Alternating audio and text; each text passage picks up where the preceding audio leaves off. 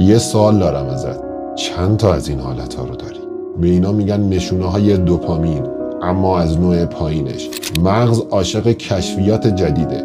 وقتی یه چیز جدید کشف میکنه، ماده‌ای به اسم دوپامین ترشح میکنه که باعث لذت ما میشه. اما خب مشکل اصلی همینجاست. قبلا دوپامین سخت تو بدن ترشح میشد، اما الان با وجود ابزارهایی مثل اینستا و تیک تاک و غیره، دوپامین مدام در حال ترشح شدنه. دوپامین اصلی ترین عامل رسیدن به خواسته و هدفه. صبر کن، این پست زرد انگیزشی نیست و کاملا علمیه، پس با دقت گوش کن. اصطلاحاً دم دستی شدن دوپامین باعث میشه بعد از یک مدت نسبت به رشد بی انگیزه بشیم. حالا باید چیکار کنیم؟ اینستا و اینجور برنامه ها رو پاک کنیم؟